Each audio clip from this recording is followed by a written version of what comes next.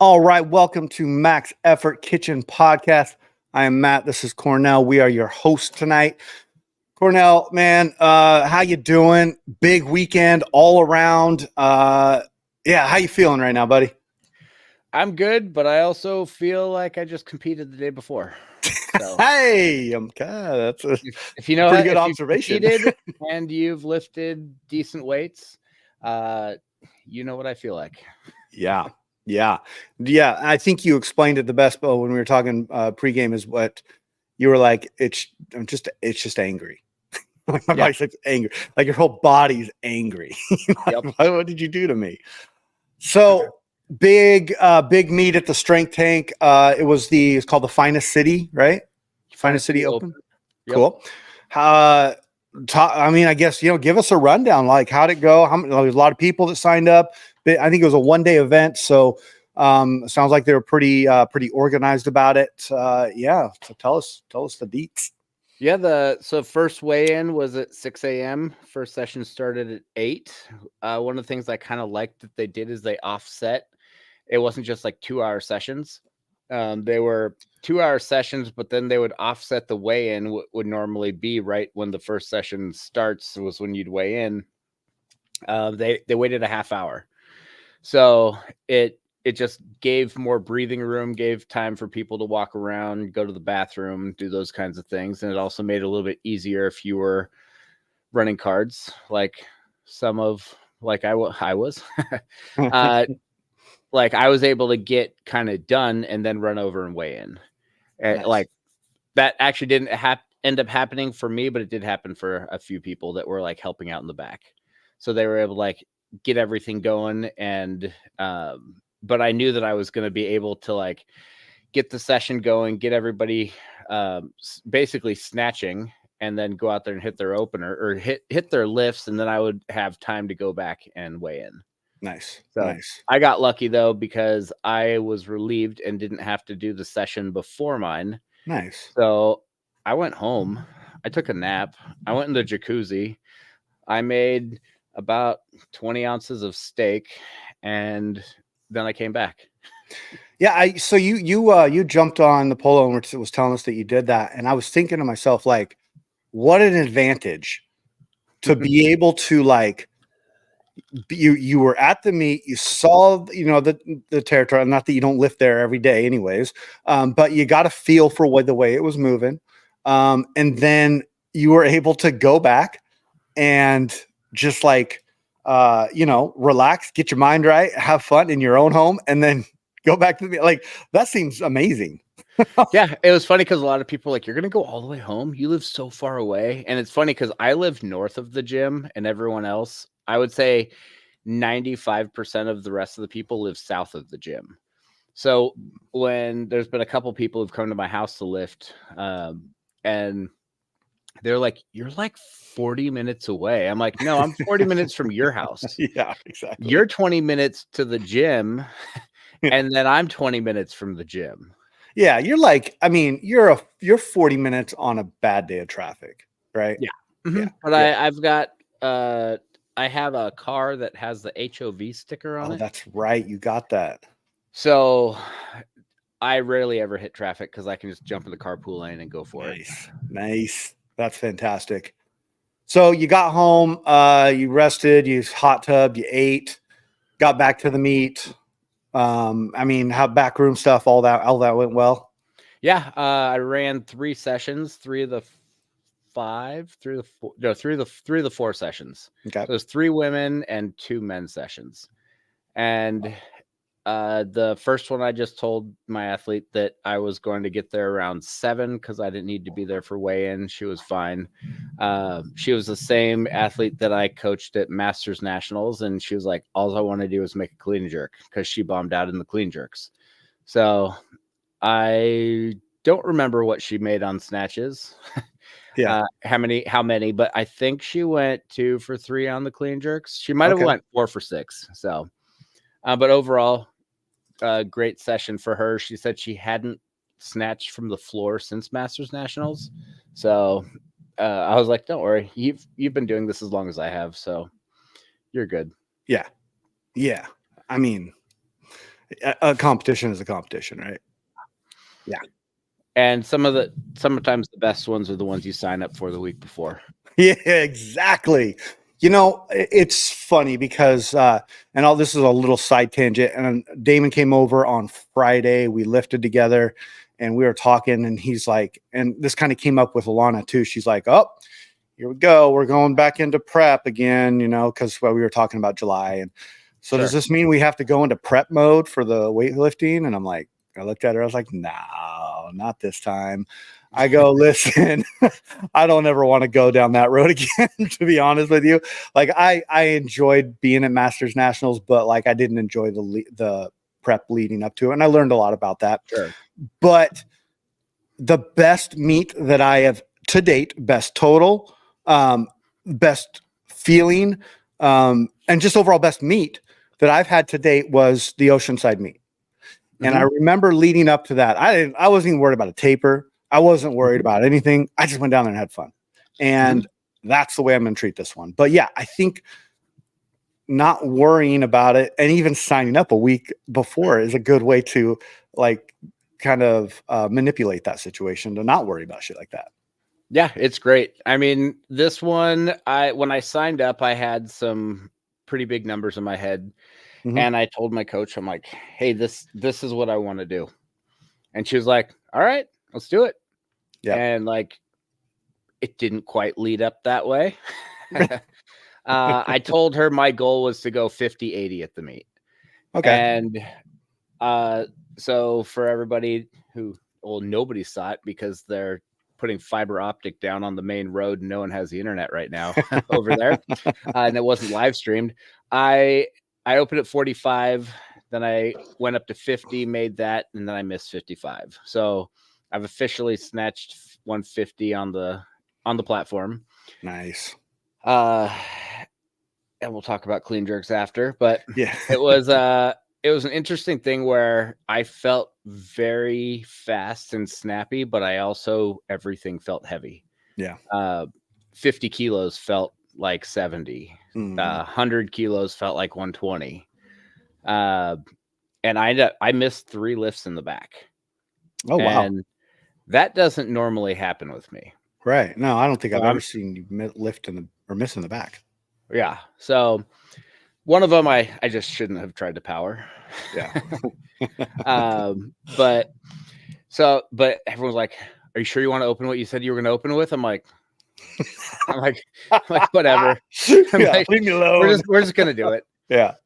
So I ended up going out there, opening at 45. Made it, no real issues, no problems. Went up to 150. Played with the clock a little bit, and went out there, and I went for it. It felt great. It still felt heavy. I caught it a little bit off. I stood it up halfway and it started going behind me, and I just like sat there and I just squatted back down, and then I just had to kind of release that tension in the lower back to kind of push the head forward and save it a little bit. And then once it was kind of stable, I was able to stand it up. It felt like 3 minutes. And if you watch the video, it's like 4 seconds. Yeah. Like from when I pull it off the ground to where I drop the bar. But yeah. It was a real good snatch session. And then I was going back and forth. I'm like, and I just told Stephanie, I'm like, I'll make the call. So I walked. So the meet was in the CrossFit side, and you have to go outside the building to the weightlifting side. And that's where the table was. I remember that. So I had to walk around, and then I just started making calls on my jumps. And then I finally I put down the 155, and then I just walked over and gave it everything I had. And unfortunately I didn't make it, but I feel like the goals in my weightlifting, like the last probably 4 years, was to snatch 150 in competition and 175 clean jerk. Nice. So I did the 175 probably about 10 months ago. They don't have to be in the same meet. I'm not someone who's like, I have to hit these together. It's like, you hit your goals one notch at a time. So yeah. Well, I mean, okay, so with your snatch, I watched it. It's weird because when I first watched it, I was like, I didn't see you go back down. I must have been just like preoccupied with some stuff. And then like I told you, we were watching it. We were making s'mores and the family was watching it. Maddie was very interested in what you were doing. Why can't we watch Cornell? And I'm like, it's just the way it is, Maddie. It's okay. But he'll be too nervous. You should just say he'll be too nervous if you know you're watching. I will use that next time. But she, so we're then watching it, and I was like watching, and then I see you drop back down. I was like, uh-oh. And then I immediately thought adductor, and you said something about that later on. But then you stood it up like it was nothing. And I'm like, whoa, I wonder what happened there. Can't wait to hear about that. Yeah, so I just basically, I was a little bit off. I probably could have put more on the bar and made it. I overpulled a little bit. And but when I went down, I could feel that when I was trying to stand it up the first time, I have an adductor problem that flares up generally on real deep catches in the snatch, and I felt it. So I didn't feel it like it had pulled, but I felt it like it's knocking at the door. Okay. And then so another kind of like backstory just of what my body has been going through this last 3 to 4 weeks. Right after Masters Nationals, which was like mid-March, maybe 8 weeks ago, I wasn't able to clean and jerk or squat for about a month leading up to that because of just something that was going on with my back. But I was able to snatch. After Masters Nationals, it shifted, and I just wasn't able to do anything for about almost 10 days. So I just did a whole bunch of reverse hypers, back extensions, bodybuilding stuff, just stuff to get my body like moving and working well. Right. And then after that, I put a belt on real early, like put a belt on for clean jerks at 120. I don't know when the last time I did that, but I just slowly added a little bit more weight every week. Wasn't going crazy. I did 120 on like a Monday, did 130 on Friday. I probably snatched close to 130 as well. The next week, I think I hit 40. The next week I hit 50. And then I think it was last week. I don't even remember. It's been a while, but my right arms, I have pretty bad bicep tendonitis going on. It's been kind of flared up for the past 6 weeks. I've got a real bad knot in my right quad. I have a real big knot in my right calf. And then the day before the meet, my ankle just went crazy. And I think we were picking up some pretty large appliances at work and moving them. So I think something got pinched, and I could barely walk the day before. So the whole right side of my body is not really functioning very well. And then the right adductor scare. So then we went on to clean and jerks, and I was like, wow, if I can I only have to hit a 173 for a total PR. So in my brain, I'm like, no, don't get too far ahead. I can get to 73 by opening at 60. We'll be fine. Decided to open at 62. Made the clean, but my left foot didn't move. It just stuck to the ground, and that kind of threw some stuff off. And then I pressed out. I had like an elbow wobble in the jerk, so I didn't make the 62. Okay. And I was like, all right, I'm just going to stay there because I just need to make one. I don't need to go up. Exactly. Just need to make one. Went for it for the second attempt, and I got 2 out of 3 white lights. Nice. And I was like, all right, that's really all I needed. Yeah. And at that point, I'm like, I missed my opener. I barely made my second attempt. I'm like, I'm not going 73. Yeah. So, that's a rough one. Go ahead. Sorry. Then my buddy Ron, he opened at 70, and he's a big boy. He's very strong. But he's working at the moment. He's doing 2 jobs and going to nursing school and trying to get training in. So holy crap, dude. I think he snatched like 122, and he's a super. Yeah. And he opened at 70, and they said that the original plan was to go 60, 70, 80. And I'm like, all right, cool. Then he decided to open at 70, and he missed the jerk. And then he missed the jerk again. And so I placed mine at 71 so I could give him some more time instead of going to 70. Nice. Then they were like, "Are we moving up to 73?" I'm like, "I don't even want to do this." Yeah. So I go out there, I like get set, I pull off the ground, Mhm. and I feel like there's 10 kilos more on the right side of the bar. Oh. And it comes up to my hip, and if like I haven't posted the video, but if you watch the video, the left side shoots up probably like 3 inches further than the right. And I pull under, and then I just like push it away, and I'm like, something's wrong. Yeah. And I immediately like go and I look on one side, it's got 71. I go to the other, it's got 71. And it was just that right side of my body and the bicep tendon. I think what happened is the bicep just kind of gave out, and I didn't have the strength to pull it into my hip. Oh, So jeez. just off the floor, the left one had all the tension, and then the right one was down like probably 2 or 3 inches. And then off the hip, it was just crooked. So it was the absolute worst spread of my life between snatch and clean and jerk. And like, I 12 always kilos? just get made fun. Yeah, I used Yeah. to always get made fun of, and I was told that I had to maintain a minimum of 20, and it's 12. It's 12. Well, okay, so and I have a question about that because I know, you know, from the people I've lifted around and me myself lifting, the gap is really big. Like snatching is always low, much lower than my clean and jerk and whatever. But what is the ideal? I mean, you said there's a minimum of 20 kilos. That's kind of, I get that, but is there an ideal situation? I thought it was supposed to be roughly 80%. Like if you can snatch 80% of your clean and jerk at a, I don't want to say, I don't want to put myself as an elite lifter, at an elite masters lifter. There you go. There you go. If you're at that top end level of what your body realistically is capable of, 80% is considered a good snatch.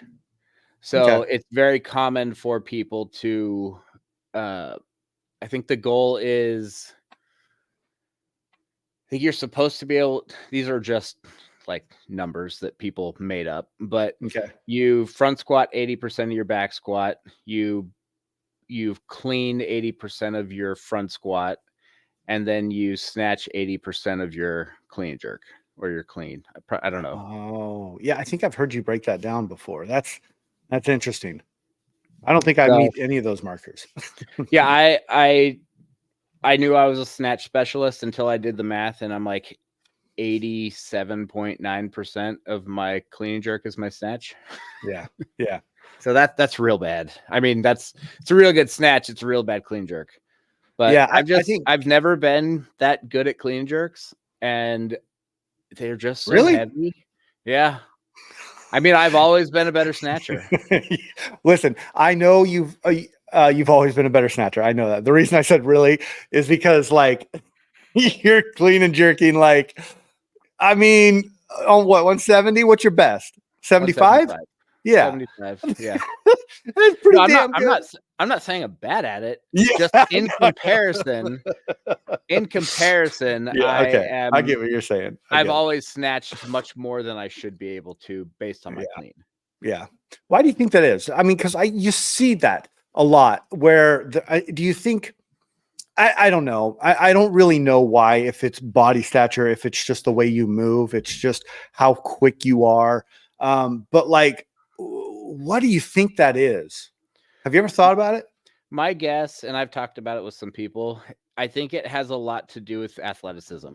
Yeah. It's like, how well can your body move compared to how strong are you? Yeah. And then if you can move well and you can put in the time and effort to get strong, then you're going to be able to move well with heavier weights. Yeah.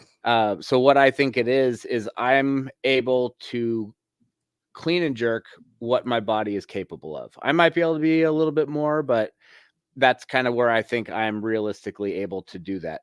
But I move well enough that I'm able to figure out how to snatch the numbers that I snatched. Yeah. Yeah. throughout my entire life, and I've always done something in the athletic realm of competing or play, just doing something. Probably since I was like 14, no, maybe earlier. Anyways, I've always had the brute strength and the technique I had to work at. And I constantly I remember, my coaches just constantly at me about like certain like footwork technique in football. And like, I was like, just give me the ball and freaking run with it. Right. Yeah. Let me just run somebody over, because that's what I could do. But when it came to being very technical, it was like, that's where it got really tough for me. Now, I'm not saying I couldn't do it. I'm saying that like it took a lot more specific effort towards the technical stuff. And I think it's exactly the same with the snatch. I have to literally think about each step and make sure that I'm doing each lift at the same time, or the same way every time. Or else it can just like, I can just get on that bar and just start throwing it around. And I'm like, what just happened right there? Like, Yeah. why am I missing 70 kilos? But what's your best back squat? 195. Okay. So just for reference, because it's hard when I say like, when I was saying this, and even now, it's hard for me to say that I'm not a strong athlete but I've got 11 years of building that strength. So Okay. I snatched 140, I believe, within a month of the first time I back squatted 200. Interesting. So okay. Our legs at one point, I don't even know if I could squat much more than 200 right now, but Yeah. You've squatted 195 and I squatted 200, and then I snatched 140. Ah, I see. So that's where it's Interesting. like, I don't necessarily have that brute strength, but I've learned the little steps on the ladder just to keep taking those little steps, where I didn't necessarily have that big base strength. I mean, Yeah. to this day, my best bench press is 240 pounds. Yeah. My best strict press is 185 pounds. Yeah. I'm not like I'm not an overhead strong or just upper body strength person. Yeah. But I did martial arts for like 12 years. I did semi-professional inline skating, rollerblading for like 6 years. Yeah. I was a wakeboarding coach. I could do all the flips and twists. Like, that's where I learned all that body awareness stuff. So the Nice. snatch to me just was like, oh, I just do this. And they're like, yeah, you just completely do that. translates from everything you were doing. That makes complete sense. But then when it's the clean and jerk, and it's like, I'm going to pull potentially 30, 40 more kilos off the floor, and then I have to do a movement to catch it, and then I got to do something again. Like, to this day, like, my clean, you have to think about every step in the snatch. I have to think about every step in the clean. Interesting. I see, and that's just another notch on the belt of why I like, that was a dumb analogy, sorry, why I like the sport is because like, you can have such wide differences and then difference in weights, but like at the same time, we're kind of all working towards the same thing, and we all have our challenges, and it's just such a great sport. So yeah, I'm so glad we have it.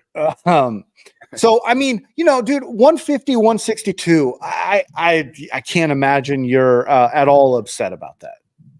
No, I'm more a little embarrassed, but it was also one of those things where I'm like, I just hit like the lifelong snatch goal in competition. Like, exactly. Yeah. Now I just have to go make a clean and jerk. And there was at 2017 Masters Nationals in my session, there was a super who won going 150, 150. And he was like, it's all Really? I need. I think he said it was all he needed to qualify for something. He needed a 300 total. Yeah.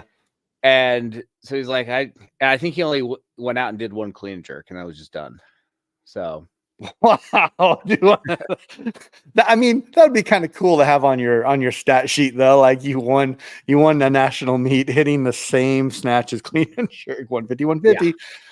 Great, that's awesome. I guess that's the easiest way to get to 300. I don't know. Yeah. So Okay. I may have totaled 300 out of competition doing that before. And Oh, just been really? good for the Okay. day. Yeah, totally. I get you there. It happens. Leading up to this, and this is kind of working into what another conversation we were going to have, which is the amount of calories we intake as people in the sport. What were you eating? The week up, you weren't worried about cutting weight. What were you eating? Did you change anything? I added in quite a bit. Okay. I'm not a big breakfast person generally, but I was adding in four plus eggs. Half the time I'd eat a croissant as well, and then maybe 10 to 16 ounces of steak every day. Okay. And that was that. Did you say breakfast? That was your breakfast? That was breakfast. Okay. And then lunch would generally be like a Mexican food burrito. I mean, like a Mexican food place, not Taco Bell, but like a legit one where. What do you mean? I think they're pushing like 1,500 calories for a burrito. Okay. Like there's guacamole, there's sour cream, there's lots of steak. They cook it in lard. I made the mistake once of taking a straw and sucking up the juice at the end. And I took the straw from my drink and it was cold. And when I sucked up that stuff, I saw what it did. And I'm like, that's what it's probably doing to my arteries right now. So that straw just shrank in size. Oh, wow.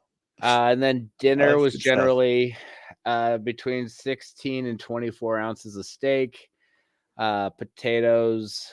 I had some rice sometimes, some vegetables, some salad with lots of like dressing on it. So I was pushing around like 3,900 calories. Now, like the week of. And that is that's a lot. That's a whole lot. That's much more calories than what like I was eating. I think I'm supposed to be at 3,900 calories to maintain 110 kilo body weight. Yeah. That's a lot. I've been there and I absolutely hate being that heavy, but I know that the week of competition, you just want to eat as much as you can because I think Saturday I went 147, another bad day. I said I was going to take it easy on the clean jerk. I went 147, 153. Yeah. Again, so you're for that way. For that, the 300. But I also did that. I said up front that I was going to take it easy because I was worried about just my calf and my ankle, and I had just some body stuff going on that I didn't want to hurt it. Yeah. But I did make Nick decided to go 165 or 160. Yeah, I think 165. And then someone's like, "Are you up next?" Or he goes, "You're not taking this, are you?" And I think I said something like, "I'm not a baby. I'm going to go for it." And I made the 12 kilo jump. It was the worst clean of my life. And I totally missed the jerk. Yeah. I'm not a baby. Of course I'm going to do it. That's the proper response to your lifting partner or whoever you're lifting with. So, and then I think Monday I went like 143, 155. So you were trending the way that you competed pretty much 2 weeks out. Yeah. That makes sense. Yeah. So this is also why I was eating as much as I was eating because I hit like well over 140 snatches multiple times for like a week and a half leading up to that. Yeah. And I think that some people don't eat enough. A lot of people don't eat enough. And the people who don't eat are the ones who are constantly being told to eat. Yeah. And I've got a couple friends at Strength Tank and outside of Strength Tank where I'm just like, dude, you got to eat. Like you need to eat more. And they're just scared and they want to be light. They want to be skinny. They want to have the abs. They want to be. And I think that one of the other problems is they're looking at the short-term win. Mm-hmm. They want to qualify. And I'm not the nicest when it comes to this, They want to qualify for AO finals. I'm like, Okay. that's cool. Okay. You want to qualify with a D minus. You want to go to AO finals to say you went to AO finals. Instead of saying, I'm going to allow myself to put on 5 to 10 kilos and I'm going to get way stronger than that. And then I'm going to not only qualify in a heavier weight class with a higher total, but I'm going to do better. And Interesting. I'm not a fan of, I get it. If you want to do it once, go do it Mhm. once. Go qualify for a meet. Go be in the F session. The opening snatch is going to be 100. The last snatch is going to be 106. There's 14 guys. You're going to have 30 minutes between lifts. Well, okay. First of all, aren't these series pretty easy to qualify for? I mean, Well, series is they're going for finals. Oh, finals. Okay, sorry, I must have missed the finals. Okay, but anyways, Yeah. Qualifying. So if they qualify, do they actually go to the meet, or are they just like, I want to qualify? Like, I get it because I really wanted to qualify for a long time until I kind of realized that there's more to the sport than qualifying. There's like actually getting better and progressing. Yeah. And I was talking to my buddy Tyler, and I'm trying to get him to go up to 96, but he is like, I don't know. I don't think he listens to this, but I don't care because I'd say it to his face anyway. Blames everything else on why he's not going to. He's like, coach won't let me. I'm like, I didn't know she had your balls in her purse. Hey, how about that? You're your own person. Yeah. And I'm trying to look at his journey in this sport as like, what's the 5-year goal, not what's this year's goal. Yeah.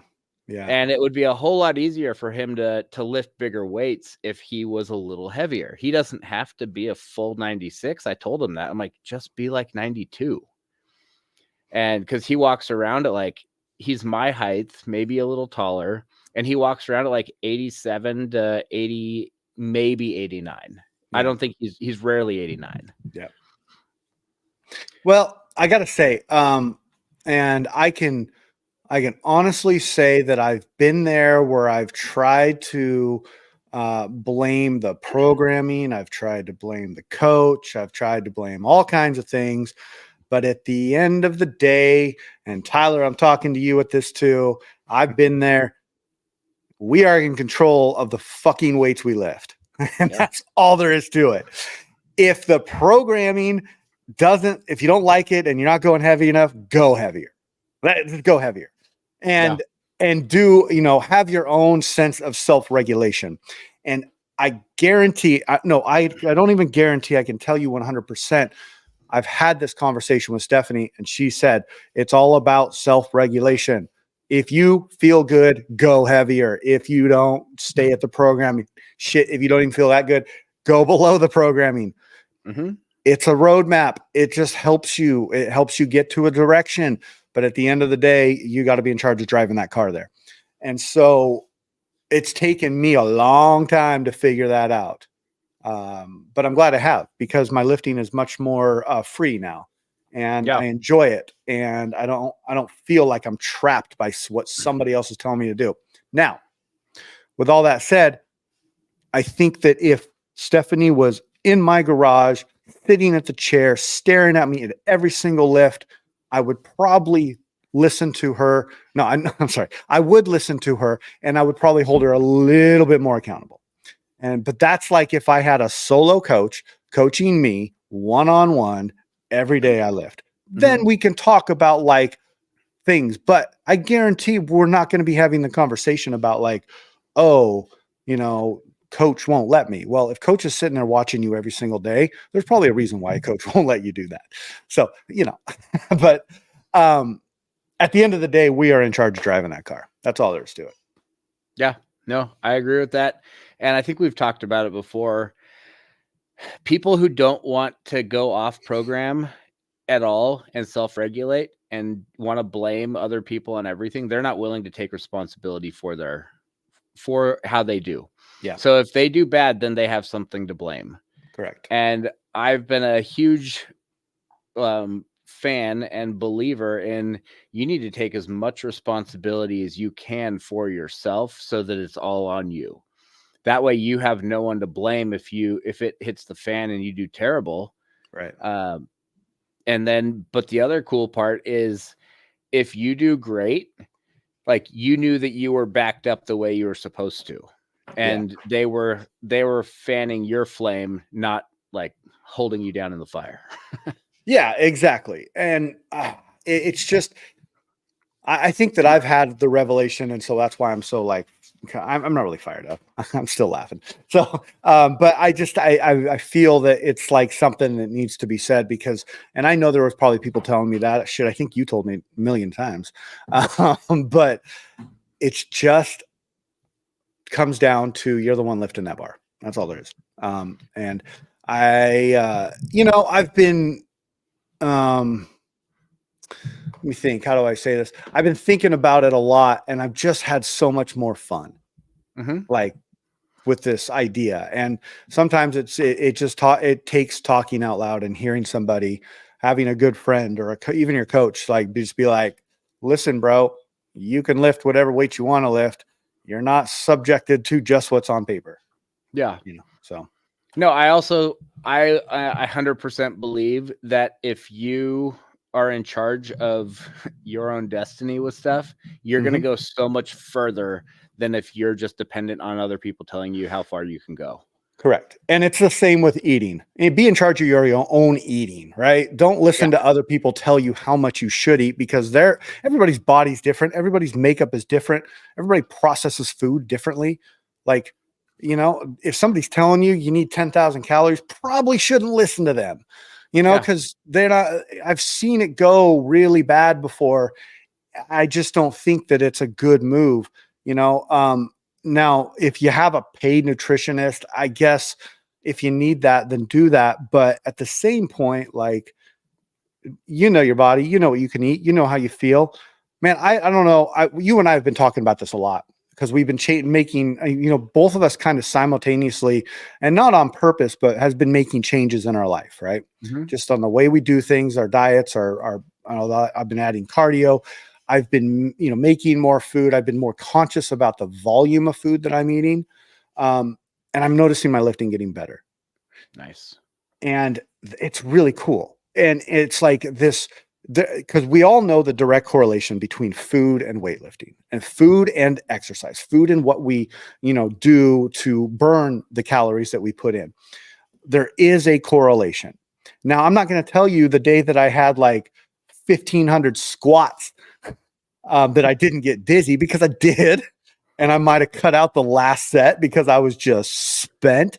I don't think that had to do with my eating. What I think it had to do with is my sleep, And so, being able to recognize that is something that I can do.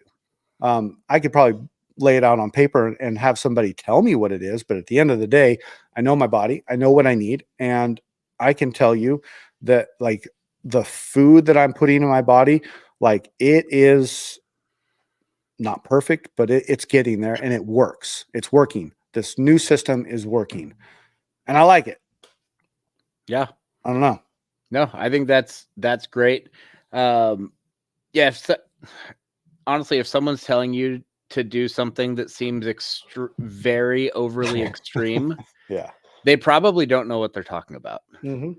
Like, most likely they're just repeating back something that was told to them, and it's probably something that they were very bad at. So that, like, if I want my kids to clean their room, and if I want my kids to pick up their crap in their room, I have to tell them, like, hey, I want you to mop your floors. I want you to dust the fan. I have to tell them like 10 more things that, like, this is how clean I want it to get them to just pick up their crap. Yeah. And like, so what, by the time my kids have kids someday, are they going to then be like, oh, well, I guess I have to tell them to do these 25 extra things just to get them to do the minimum thing. So I don't know. But I like what you're saying there. Because it's like you're almost over exaggerating to get them to do what they need to do. To what you actually want. You're going to tell them to do more, but you're actually wanting them to do, a little bit lower and so okay. if you're constantly underweight because you don't eat enough, everyone's going to tell you to eat. Eat more. If you're that makes sense. constantly cutting out of the gym early because you don't want to do your squats, then people are going to tell you need to squat more. You need to squat every day. Yeah. If you're constantly like slacking, then people are going to be like, oh yeah, the other people outworked you. Yeah. And it's not necessarily that that they did more work than you. You just did less than them. And you so whenever someone kind of goes to that far extreme, just kind of take a look at, like, do they really know what they're talking about, or are they just repeating back what was told to them? Yeah. That's a really good thing to say, because, like, there's a handful of weightlifting podcasts, and I will say there's not enough weightlifting podcasts because I'm constantly searching for more. Yep. But, like, everybody's going to have an opinion on what they think you should do. Always double check that opinion, always get second opinions. But at the end of the day, your body. So just, like, do what feels good. And if shit's not working, then seek a professional. Talk to your, doctor. Be like, hey, I'm getting dizzy when I'm doing this. I could bet you $100 that most people that are worried about their eating and getting enough calories, first of all, are probably just not getting enough sleep. Mm-hmm. The easiest thing. And there's a good chance they're not getting enough sleep because they're over caffeinating too late. They're overeating. Like, so the body's overeating. Yeah. They're eating too late, or they're just eating too much crap. Yeah. It's funny. I don't know if we've talked about this. I'm sure we have somewhat. I used to think that I had, like, an issue with sugar, and I had to cut sugar out by, like, noon because I would just be up. Yeah. And I was like, and then I started realizing it's not the sugar. I'm still up. So then I was like, gotta be caffeine. I gotta cut all caffeine by noon. Mm-hmm. Wasn't getting better. Turns out if I had a beer, I couldn't sleep. I would be up so much at night. So it wasn't the sugar, it wasn't the caffeine, it was alcohol. I cut all alcohol out.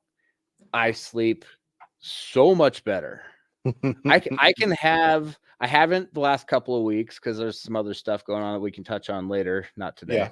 Yeah. But I've cut back on my caffeine intake to basically coffee in the morning. Okay.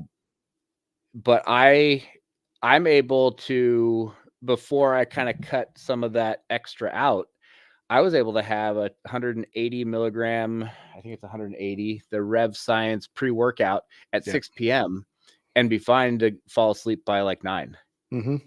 Like, I'd get home at 8, I'd go in the hot tub, I'd go jump in bed at 9, and then I'd probably be out by like 9:15, 9:30.